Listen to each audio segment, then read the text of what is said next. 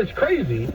It is crazy because Ron Rivera told us before they went out and pursued Ryan Fitzpatrick that they wanted to build the rest of the roster out before dropping a quarterback in there ready to go. Which is why it's so interesting that he had the unmitigated gall, the audacity yesterday to name drop Carson Wentz when talking about the issues on this football team. I cannot stand to listen to it anymore. It's contradiction after contradiction after contradiction. And at some point, somebody will hold him responsible. Which is why I have all the audio clips here. I got the receipts. So if I don't do anything else for you guys here on this station, I will hold Ron Rivera responsible. Wow. Phone lines are full right now. Let's go to Kenny, who's in D.C. Kenny, the question is very specific, buddy. What's the biggest difference between the Giants rebuild, the Eagles rebuild, and our rebuild? Unless the Cowboys can rebuild. The biggest difference is that they had a quarterback to build around. If Carson Wentz is the guy, and I'm just saying if he's the guy, then we haven't got a chance to build around. Kenny, can I interrupt you for 1 second, Kenny? So you're saying the biggest difference, so you're agreeing with Ron Rivera then, that the quarterback is the biggest difference between these three? I am agreeing with the fact that we haven't been able to build around a quarterback. So our offensive line is not placing the blame on for them not being able to build around. Wow. Well, I really place the blame on Dan Snyder because I believe, unlike you, I believe that Dan Snyder, in order for Ron Rivera to get the job that he got and get the power that he got, he did have to agree to try to work with Dwayne Haskins for that year. And I believe that if Dwayne Haskins had also put in the work, then Dwayne Haskins would have been our quarterback. Kenny, can I ask you this though? They gave Dwayne Haskins an insurmountable set of circumstances. Because guess what? Dwayne Haskins learned one offense in his rookie year, and he struggled to pick that one up. You had the opportunity to keep Kevin O'Connell here as his offensive coordinator, but instead, he brought in his own guy, the guy who's currently the offensive coordinator, who had never been an offensive coordinator before. So how do you expect him to succeed having to learn a different offense in his second year, and he didn't have the weapons around? But here's the thing. If Dwayne puts in the work, he didn't have to succeed the first year. I mean, it wasn't like he had to blow the league up in his second year.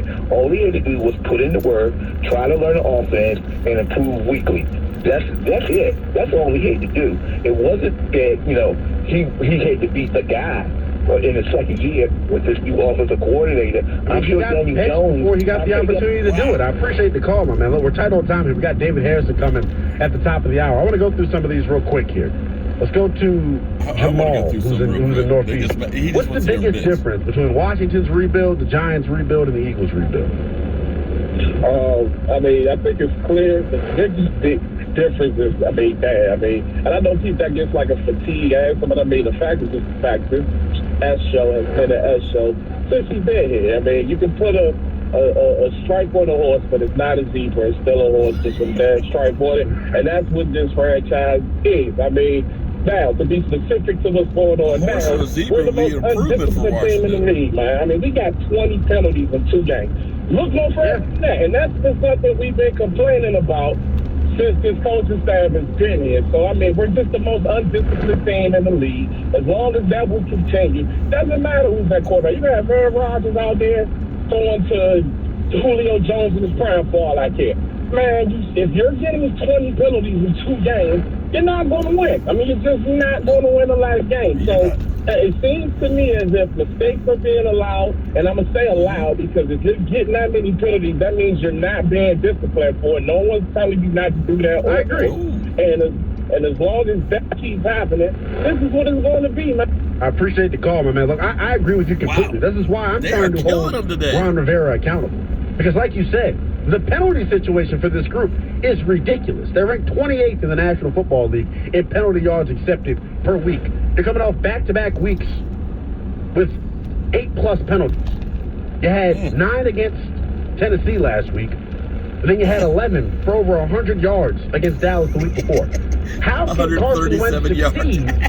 How can the offense succeed when they're constantly playing behind the chains? I want to hear from you guys, though.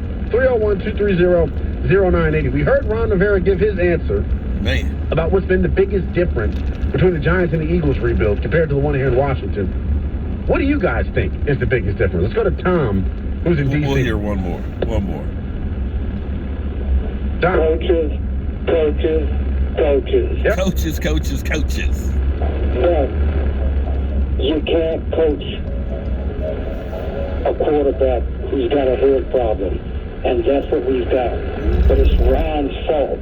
Because he was the one that wasted $42 million plus draft choices on 2 quarterbacks that we have gotten nothing out of.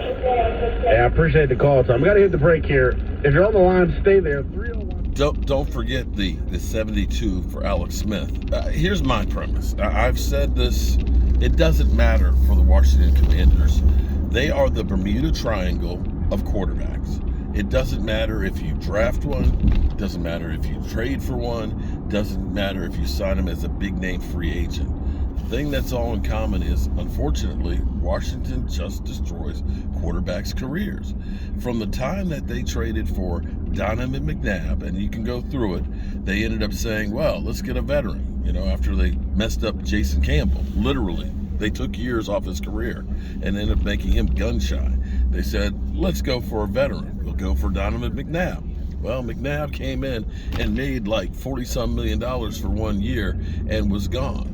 So they said, let's go out and get the best quarterback prospect. They got RG3. RG3, he was great that rookie year, but they destroyed him with the knee injury and was never the same. They were lucky to actually have Kirk Cousins, and they would have been wiser had they held on to Kirk Cousins and paid him what he was due than going through all of these guys that they've gone through. Carson Wentz is the 7th or 8th quarterback that they've had starting since Kirk Cousins. Kirk Cousins hasn't missed a game. And at the beginning of the season, Kirk Cousins had, I think, 127 touchdown passes since he left Washington. All of the different quarterbacks we're talking about, the number 1 pick, first-round pick for Dwayne Haskins, the Alex Smiths, the Ryan Fitzpatricks, the Heinekes, all of them. I think it's 7 different ones and things. Have 67. 127 to 67. I feel bad for you guys, but it's the Bermuda Triangle when it comes to quarterbacks.